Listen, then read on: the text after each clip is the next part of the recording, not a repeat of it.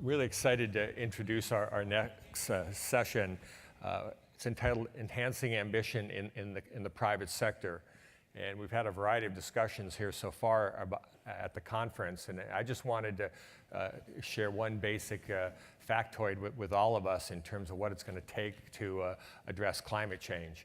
The estimates of what it will take to accomplish the goals of the Paris Agreement have come in at around $90 trillion of investment by 2030.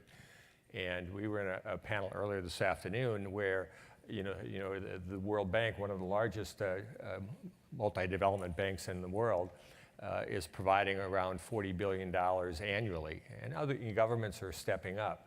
But the reality of it is the lion's share of capital that's going to solve this climate problem is going to come from the private sector. We need innovative solutions. And I think our next panel is going to be able to get into this for us. I have the privilege of introducing today's moderator. That is Matt Petersen. He is President and Chief Executive Officer of the LA Clean Tech Incubator. And Matt has an entire career built on clean energy innovation. Prior to joining the LACI, he was appointed by Mayor Eric Garcetti of Los Angeles as the first ever Chief Sustainability Officer for the city of LA. And in that capacity for 4 years, he was the chief architect of LA's groundbreaking Sustainable City Plan.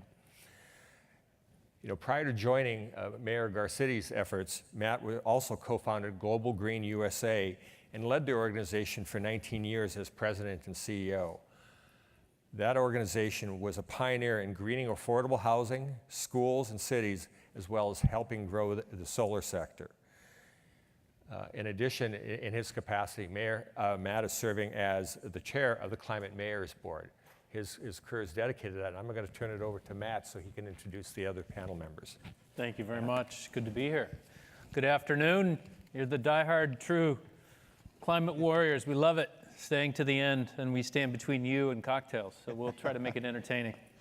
Yes, we're at this moment in time where we're challenged on many fronts, and we need everybody rowing in the same direction, or to use whatever analogy, it's all hands on deck time, and we need cities and mayors and states, and of course the private sector. Mayor Garcetti last week did his State of the City. For those that may have noticed, he talked a lot about climate and set some ambitious goals. He'll roll out a lot more detail on Monday with his Sustainable City Plan 2.0, or what they're calling the LA's Green New Deal. And it's going to be very exciting, a lot of ambition, and it's comprehensive. And as he likes to joke, we were doing the Green New Deal before the Green New Deal was on the national stage.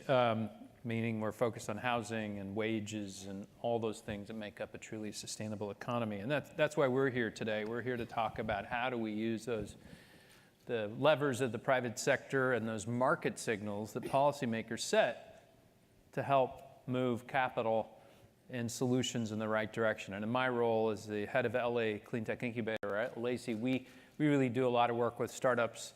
But we also do a lot of work with partners. So we have a transportation electrification partnership where we're working with CARB.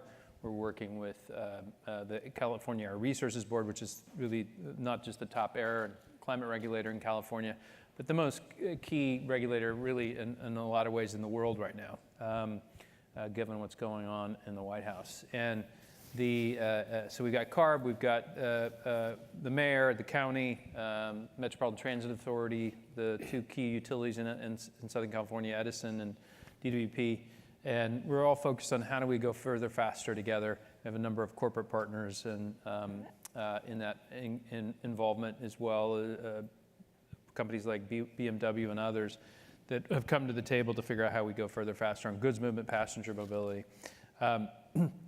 So with that as a long wind-up, really want to talk about what we're doing with the private sector and see what our partners, our panelists here are doing. So I'm going to start with you, Matt. Proterra is an exciting company.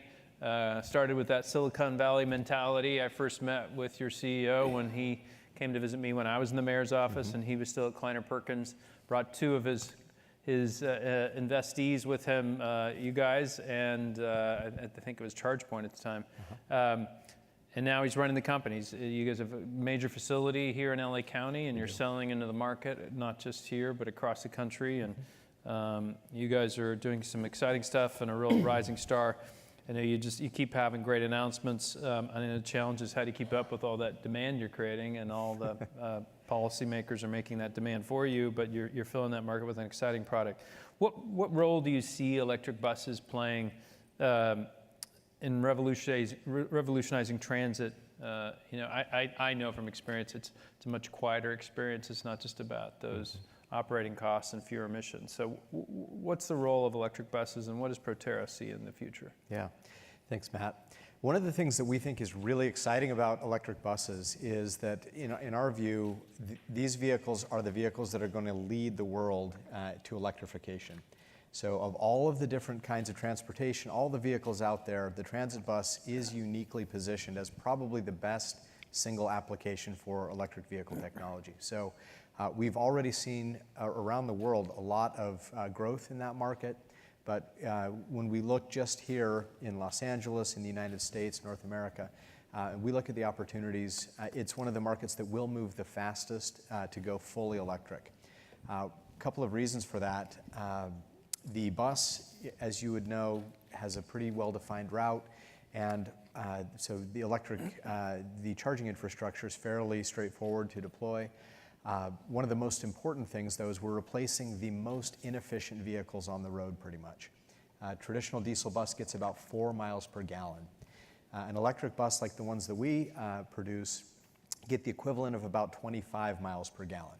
So you are saving, every mile you drive, almost 80% of the energy that you need to go a mile. So massive energy savings, that translates into actual real financial savings. So it's one of the rare markets that we found where not only is it the right thing for the planet, for local health impacts and all of that, but there's a really, really strong economic payback as well. The other thing that we love about the bus market is there's a great equity story there as well. Often, our electric vehicles, we face the challenge that they're only affordable in many cases by the wealthiest among us. And electric buses are a great opportunity to give everybody in our society the opportunity to experience the benefits that Matt was talking about clean, quiet, efficient transportation. So we do think that these vehicles are very attractive. There's an economic payback. Riders love them. It's a fairly simple and straightforward use case for electric vehicles. And again, you'll have to check back in a couple of years, but I'm 100% convinced that electric buses are going to be the market that really leads the way for every other kind of goods movement and people movement opportunity that we have, not just here in the US, but around the world. Have you seen a response from the drivers that they feel differently when they're driving an electric bus, or any concerns that they've had? Yeah, there's always a bit of a period when you're introducing a new technology where things are a little bit new. But we have found for the drivers, once they settle in, they actually really like them. It's a very smooth and quiet ride. They don't have that rattle of the engine all day, constantly. Some of them have complained that they can hear too much of what's going on in the back of the bus. But yeah, it's a great experience for the drivers, the passengers, the riders, and importantly for cyclists and pedestrians and everybody else that's ever been near a big bus going through an urban environment. Everybody around these vehicles feels so much better about what's happening. Yeah, absolutely.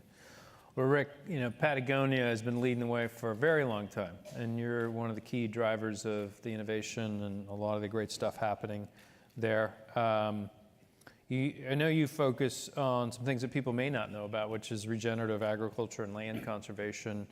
How did you begin to focus on that as an area? When we saw the video just now, sort of reinforcing the importance and into that aspect of climate mitigation, and what do you think in what you're doing as a takeaway for other companies, and how you embedded this mission to save our planet at the core of the company? What are the lessons? So let's start with regenerative agriculture Sure. and talk more about what you're doing overall. Yeah, thanks, Matt. Well, I'll key off of the film we just saw, because you heard Jane argue that we've got to save a forest, and that can contribute a third to the basket of solutions that in aggregate will solve the climate change challenge, and the other being scaling renewables that they referenced. But they left a big one out, and it, in our view, is just as big as the other two, and that is the promise of renewable farming and grazing as a solution to climate change through through the building of healthy soils that sequester carbon. We think at our company that it has to be a three-pillar solution, that we're never going to keep it to 1.5 degrees if we don't do all three of those things. We have to scale renewables, and the math is suggesting it's going to have to go to close to 100%. We have to scale the conservation of not just forests, as they pointed out, but grasslands are just as important as a carbon sink as forests. In fact, grasslands that are in a natural state can sequester more carbon in their soil than the Amazon can sequester it above the ground. That scaling is probably going to have to go to 50% to keep us to 1.5 degrees, and the science for that is coming in now. In addition, though, to answer your question, we've got to scale renewable farming and grazing. And the reason our company is going into food is to try and help that along. We've launched a food division at Patagonia. You may not know about that yet because it's just kind of emerging now. So in addition to our outdoor gear, we have a line of fruit bars and soup mixes and cereal grain, packaged cereal grains. We now have, we're proud to say, 2 types of beer. That's awesome. We're in the beer business. Yeah, we love that. The beer is made from a wheat plant called Kernza that's a perennial, so it's not plowed under every year. And as a perennial, the root systems grow deep into the soil, 10, 15 feet down over time. And as those roots go down, the organic matter in the soil goes up. And that's essentially a good example of regenerative farming. The farming is different for the different kind of commercial crops that you're growing, but what it all has in common is the use of no-till practices, of cover cropping, of crop rotation, of composting, all built on a foundation of organic farming. Now, when you do all those things right, the soil increases in health, and it increases the amount of organic matter, dead and alive, in the soil. And of course, organic matter is made out of carbon. And the amount of carbon that regenerative farming can pull out of the air and put back into the ground is actually pretty astounding. There's been enough farms, enough places in the world with enough different climate zones, with enough different kinds of crops, experimenting over enough time to actually allow measurement of the carbon going into the ground and extrapolating those concept farms, scaling them to something like half of global agriculture and food production would alone sequester all the carbon that we're producing on an annual basis. The science is coming in on that right now. So Patagonia is the only company I know of that is practicing really deeply in all 3 of those areas. Scaling renewable, we're doing that through scope 3 of our supply chains.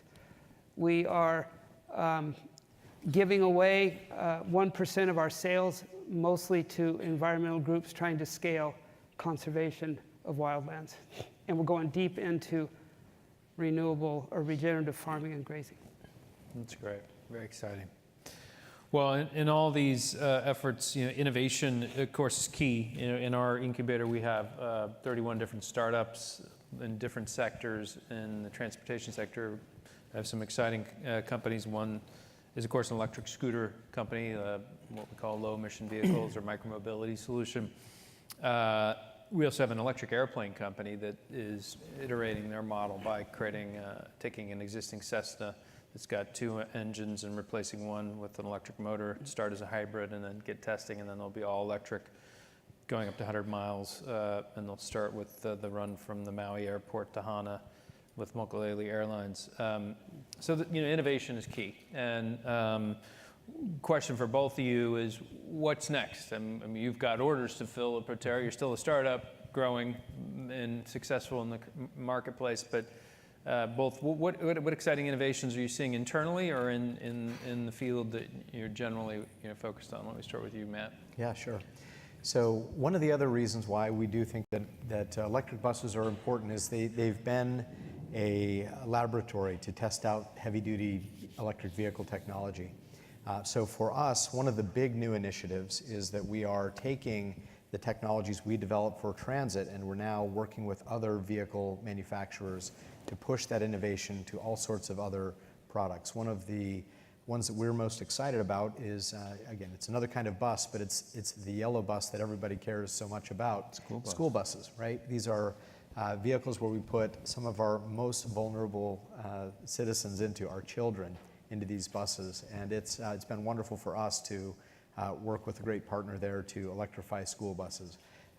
So we're looking at a variety of other transportation technologies, energy storage technologies, other things that we can do based on the research and development we're already doing in order to help other sectors electrify as quickly as we are. There are lots of the mobility spaces. It's the most exciting time in that space that I've experienced in my entire career, with autonomy providing the potential to make transportation more accessible to more people. Certainly coupling that with electrification we think is a powerful dynamic. We certainly have concerns about how the downsides of that could bring about, but we do think that the combination of autonomy and electrification in public transportation is really a combination that, in our view at least, meets most of the requirements for a more sustainable urban transportation network. So those are a couple of the things that we're working on and deeply involved with. Great. How about you, Rick? Well, I've already talked about our commitment to regenerative farming and grazing, and I touched a bit on our philanthropy that supports the conservation of wildlands. And there we're trying to push it there too, even beyond what we've done in the past. We, as some of you may have seen in the press recently, calculated what our savings were from the Trump tax cut, and we decided to give all that back to environmental groups, $10 million that we got an extra. It's not our money. It shouldn't be our money. It goes back to the earth. But that third pillar I described, the one where we all have to figure out how to reduce emissions, scaling renewables, that's a bit, in any company like ours, that's an enormous challenge. And in our company, there's no way to do it honestly without going to scope 3. That's our supply chain. When we do LCA analysis, life cycle assessment analysis, to really try to get an understanding of the footprint of our products, we realize that 85% of the footprint of an apparel product that you have on, if it's like ours, and it probably shares its impact, is in the materials.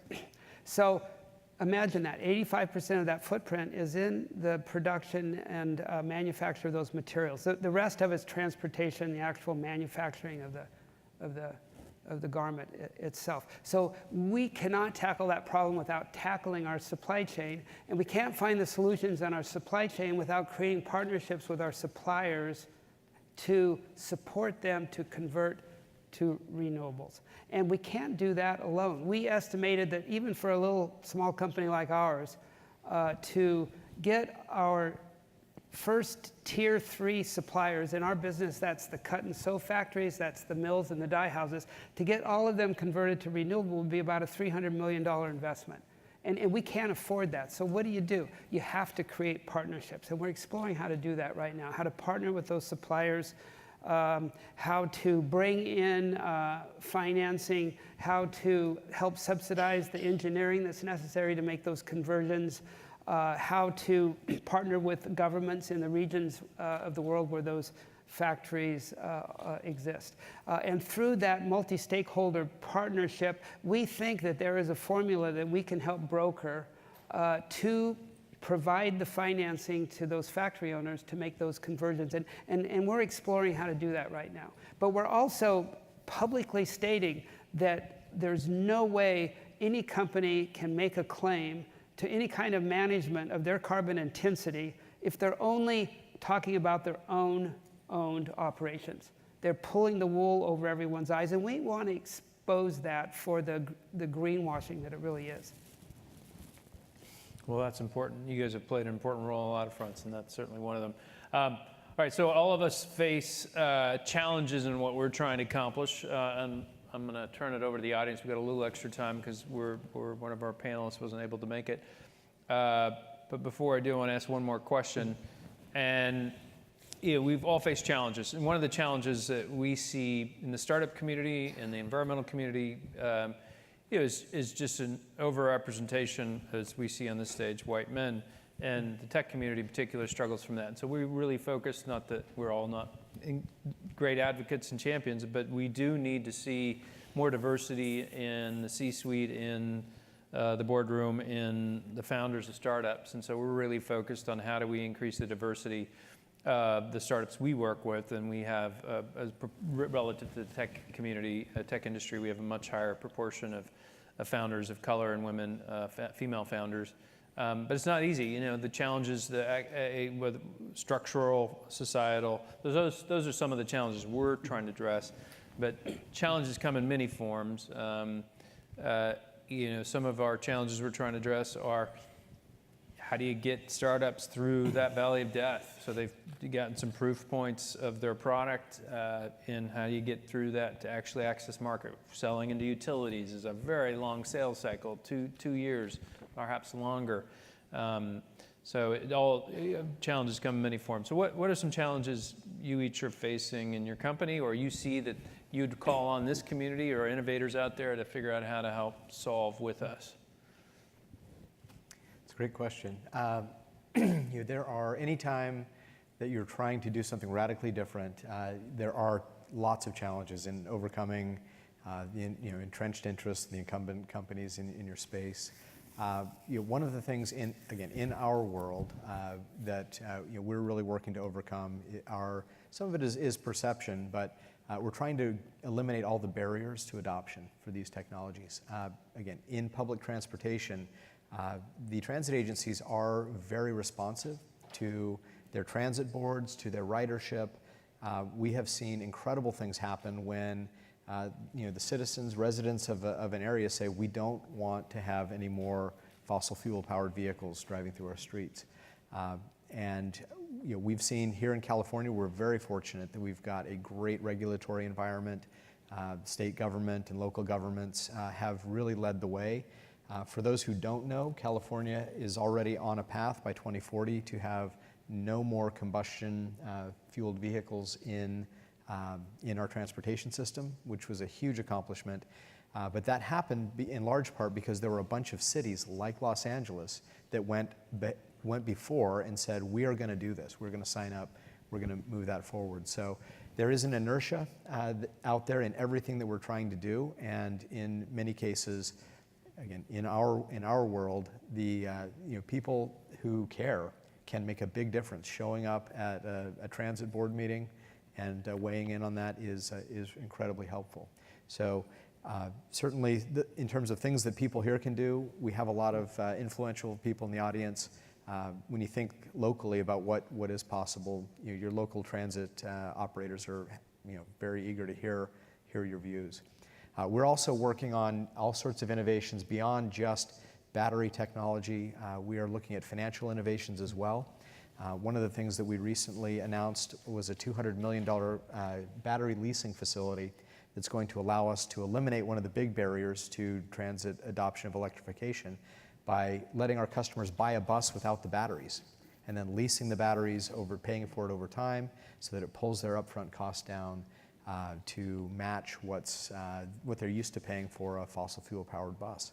So there are lots of innovations that we're trying to come up with, and we're always looking for a way to make this a no-brainer, an obvious choice. So not only is it the right thing for the environment, but it's a better performing product, and it's financially a good choice as well. The battery leasing, that's almost a product of service. You're selling the fuel in a sense, not the literal fuel. You're selling the capacity to fuel it. I guess that you're selling the electric nature of the bus by lease, and then you're going to take the batteries back, and then is that part of the model, or? Absolutely. We want our customers to stop thinking about it as an integrated vehicle in many respects.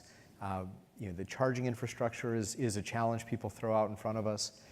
We want to let them know you can just do what you're comfortable with, buy and operate a bus, let us take care of all of the other things that go with that. Charging infrastructure, the batteries, the second life applications for those batteries once they're done in transit, the ultimate recycling, all of those things are they're things that we can provide to the customer and just eliminate those barriers. So, there are people in all sectors of society trying to innovate.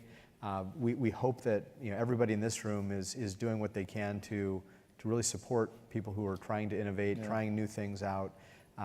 It's the customers' dollars that are going to move these markets. And again, in terms of what we can all do, I know this crowd is I'm sure very tuned into the impact that your purchases have, but supporting innovative companies is something we can, I think, all do to help move things forward. Yeah, buses and transit are critical because what they're doing is they're helping, as you've indicated, that heavy duty infrastructure required for buses is also what's needed for trucks and other medium to heavy duty vehicles, and getting the utilities and the city planning officials and the building officials used to how do they site these heavy-duty chargers, how they manage for them, how the transit agencies manage the demand charges, and so I think we have a startup in our portfolio that's selling that as a service. It's called Amply, and they're there to try to reduce some of that risk and fear of those demand charges. But the point being, the buses are helping pave the way for a lot of other heavy-duty equipment. We saw Daimler doubled down on their commitment to BEV buses this week at the ACT Expo here in Long Beach. Volvo Group's heading in that same direction, and they sell some of the biggest brands: Mack, Freightliner, only Peterbilt, but Freightliner, and so it's exciting. And that heavy-duty infrastructure is going to need additional capacity from the utilities. But one of the things exciting when we were putting together the Zero Emissions 2028 roadmap, basically we said by the time the Olympics come to Los Angeles and the world arrives here, we want to go a lot further beyond what anyone's committed to CARB, the mayor, county, beyond their commitments by 2028, and have more all electric buses. Actually, Metro and DOT said they're going to do their best to get to all electric by 2028. And one of the ways they're going to do it, because one of the wrinkles in buses is with federal funding, you have to keep them in service 12 years, I think. So they're thinking about retrofitting existing fossil fuel combustion buses to do that. And so the types of innovations you're talking about are really beginning to make that more feasible. And it's really exciting. Rick, how about you? What other challenges and solutions are you seeing internally, or you put to the audience to help us think about? Well, I could key off of your topic of diversity. Yeah. Not quite on the topic of carbon, but it is, of course, indirectly. And with racial diversity, our company's really struggled, and we still are. Most of the people in our company are outdoor athletes. We make gear for them, notwithstanding our foray into farming.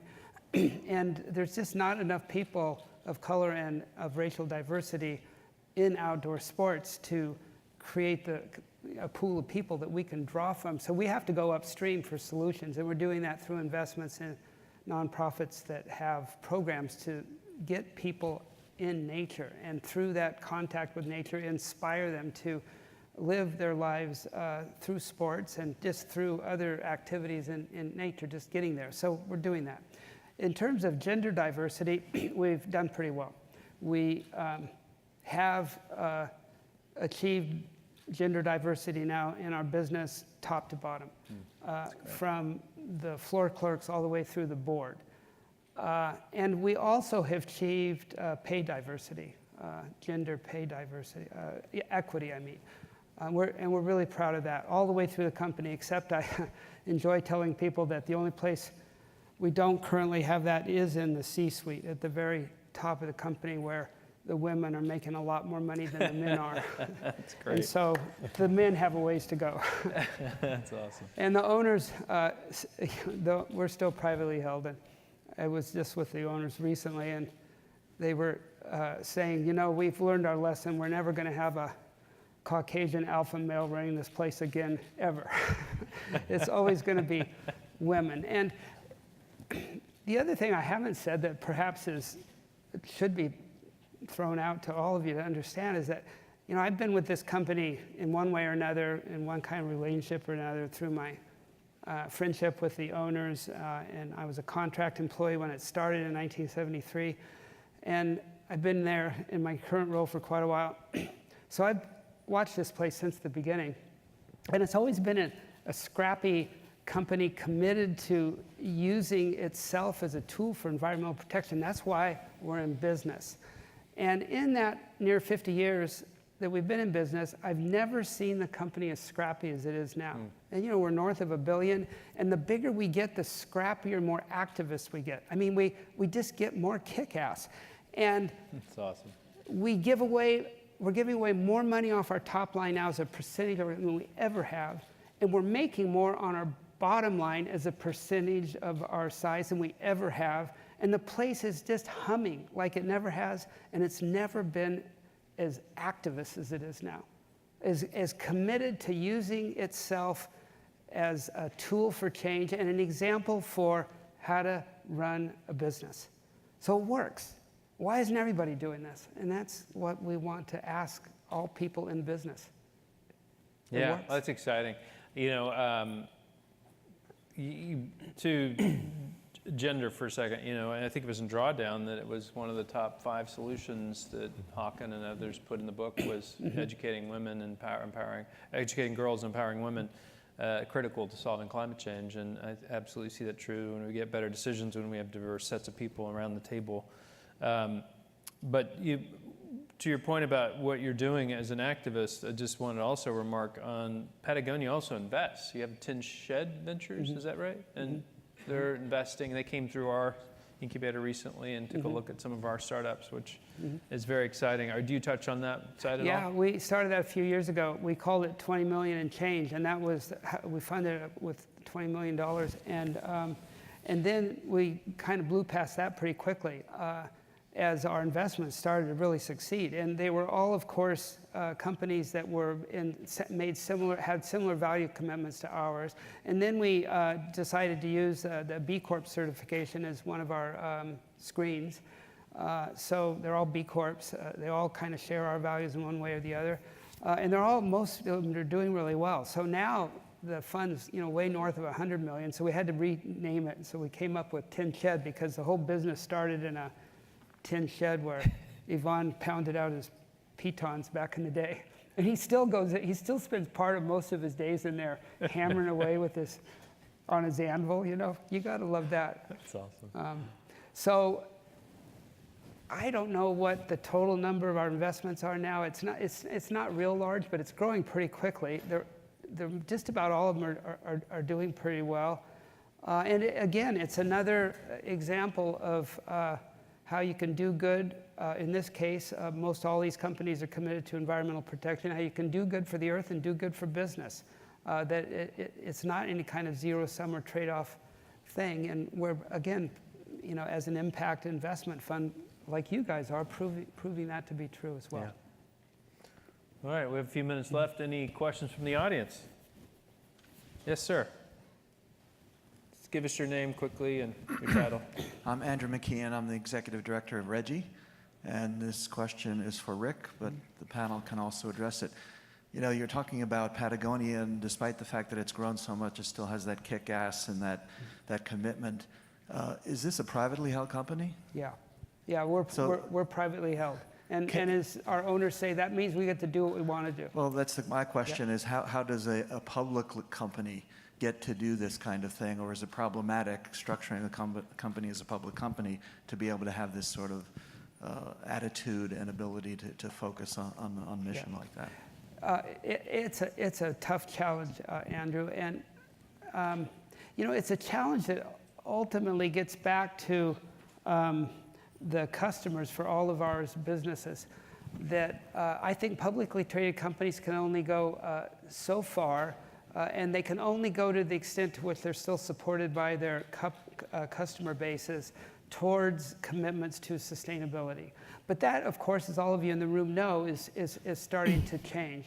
And even though Paul Pullman has left Unilever, I do hold them up as an example of what can be done with a publicly traded company to push sustainability kind of to the limits that you can and still get support from your board. And he did that. And in the portfolio, under his 9-year reign, the portfolio of the brands in their portfolio that had the deepest commitments to sustainability, and they were pretty carefully measured, they were the top performing brands as well in every single case. So the board consequently supported him, and that company did a really good job of marketing their sustainability to their customers in a way that created that customer-based support. Now, another publicly traded company that is really making deep changes and commitments is the French food company Danone. And we work closely with them. Here in this market, they're known best for yogurt. And they have now become the largest publicly traded B corporation in the world, by far. Huge commitment on their part. But last year, exactly a year ago, in April of 2018, there was a consortium of banks in Europe led by BNP Paribas of about a dozen banks that gave Danone a €2 billion line of credit at a rate more favorable than any of their competitors because they were a B corporation. Now that is a huge, huge shift, and companies are starting to take note. So it's those kinds of changes which are going to lay the groundwork for publicly traded companies to make deeper and more meaningful commitments with following leaders like the two I just described.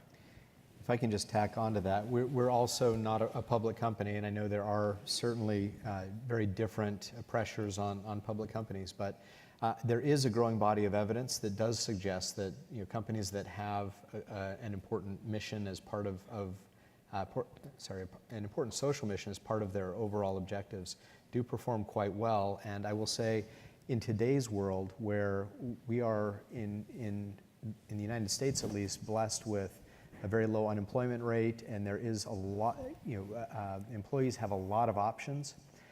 Knowing that our company has a great mission that people are really well aligned with, very excited to work at a company like Proterra, it helps us incredibly in terms of our ability to retain and recruit great people. So while public companies won't have quite the same flexibility that a privately held company will in terms of philanthropy and giving and some other things, especially if it's closely held, there are so many things that companies can do to deliver on great social outcomes and tackle some of the world's biggest problems that will absolutely have big benefits to them as a company if they're just looking at it in terms of their own self-interest. So I'm very optimistic about the role that companies, both public and private, can play in defining a mission that is going to achieve positive ends. And in my experience, I'm very convinced that it'll lead to good financial outcomes for the companies as well.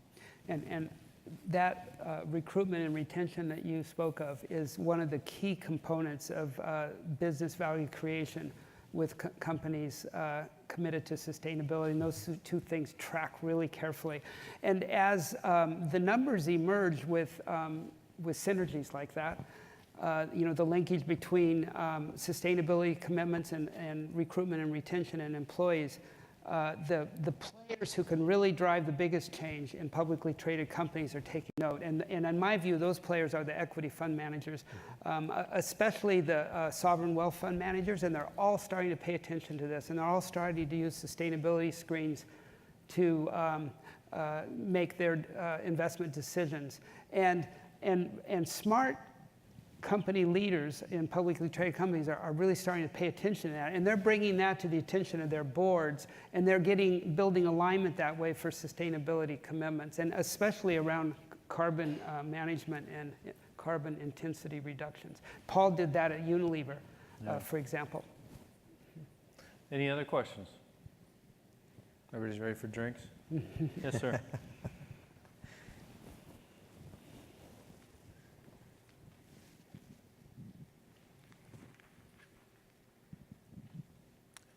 Craig Ebert, Climate Action Reserve. I wanted to address this to Matt Horton, but certainly other panelists can feel free to address it.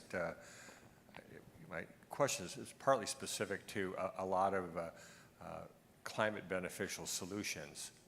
The concern often is the technology is not demonstrated, the technology costs too much, it doesn't perform as well, and all the barriers to entry that you were describing for your company, but it applies across the board. But I'm kind of curious, from Proterra's standpoint, how have you been dealing with, say, the perception that electric vehicles do cost too much and they don't perform as well, and you are competing with an entrenched industry? It's a great question. I will say that in my own view, I've spent my almost entire career in Silicon Valley in and around innovative companies. And I view that the attention that innovators are paying to environmental solutions, the carbon challenges, I think that is going to be a powerful force for change, because, again, I believe it's going to be difficult to make this transition if all we're doing is having our government bodies regulate and require people to do things that are not comfortable or not in their own self-interest. I'm not saying that we shouldn't do that, but it is so much easier when we've developed solutions that are less expensive, they perform better, and the customer has a better experience because of them, and they happen to be very good for the planet. So, again, in our company and in my role working on product development, we are constantly thinking about how do we make it a better product than a diesel bus is. And in our case, that's really easy to do.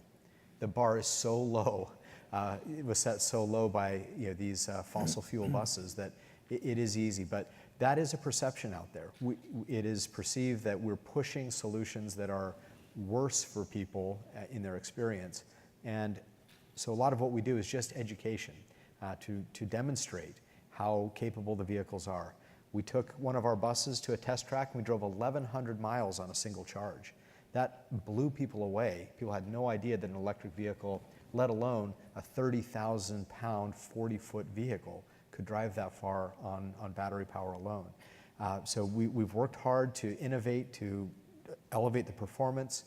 As I talked about, we've definitely worked on the price of the vehicles to bring them down to where they're cost competitive today when you look at the lifetime ownership. But batteries for electric vehicles have dropped by somewhere north of 75% in the past probably 6 years at this point. And we see that cost trajectory continuing. So when we look out at the world of the future, we look at a finite source of fossil fuels. Those prices are going to be volatile and increasing over time. And you look at what technology is doing to dramatically lower the price of these clean tech or green solutions. I think we've got great cause for optimism there.